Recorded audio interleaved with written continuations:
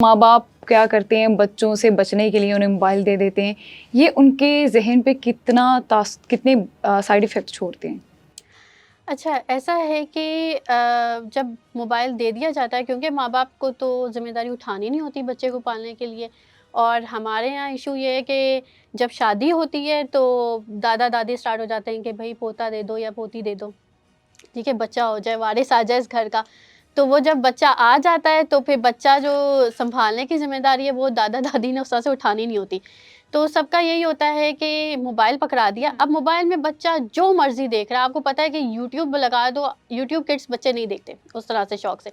YouTube लगा दो तो यूट्यूब में अ लॉट ऑफ थिंग्स हैं जो कि हमें नहीं दिखानी चाहिए बच्चों को, और बच्चा देख रहा है। एक रिसर्च आई है और रिसर्च के अकॉर्डिंग ये कहा जाता है कि 5 साल से छोटी उम्र के बच्चों को मोबाइल ना दिया जाए, क्योंकि उसमें उनके अटैचमेंट इश्यूज़ बहुत आता है। अटैचमेंट इश्यू ये कि पेरेंट्स के साथ, क्योंकि बुनियादी जो अटैचमेंट है हमारी पेरेंट्स के साथ होती है बचपन में, तो पेरेंट्स के साथ वो एक अटैचमेंट नहीं होती। अब देखो बच्चा आके जो है ना, आप लोगों ने अपने आस-पास ही देखा होगा कि बच्चा आके बात कर रहा है कोई अपने माँ-बाप से, और माँ-बाप फ़ोन में लगे हुए हैं। फ़ोन में लगे होते हैं, फ़ोन में सुनते ही लगे नहीं हुए हैं, हैं वो बच्चों सुनते की। ही नहीं है बच्चों की।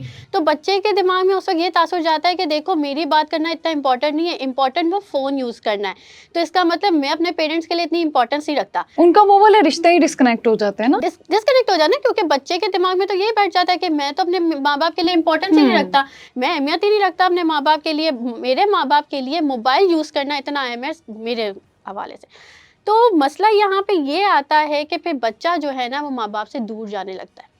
फिर वो ज़ाहिर-सी बात है, जब माँ-बाप से दूर जाने लगता है तो फिर वो अपनी एक्टिविटीज़ दूसरी चीज़ों में ढूँढता है।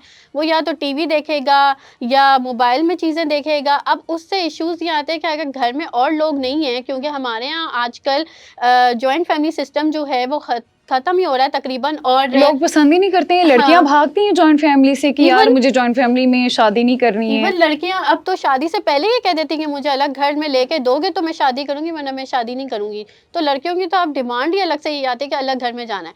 तो जब ये अलग घर में जाना है तो उसके बाद जब बच्चे हो जाते हैं तो बच्चों को जब आसपास घर वाले, क्योंकि वो जो दूसरे लोग होते हैं दादा दादी, वो फिर भी थोड़ा बहुत संभाल लेते हैं, थोड़ा बहुत बच्चे को अपने पास रख लेते हैं, क्योंकि अब कल्चर ऐसा है कि मियाँ बीवी को एक साथ काम करना है।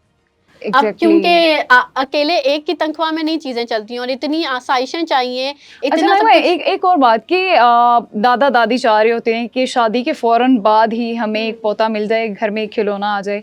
तो कितने टाइम के बाद बेबी प्लानिंग करनी चाहिए?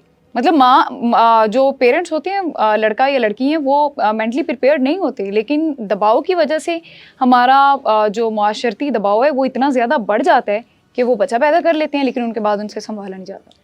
होता ये है कि देखें, आपके आसपास इतने केसेस हैं कि शादी हुई है, उसके 3-4 महीने बाद लड़की प्रेग्नेंट हो गई है।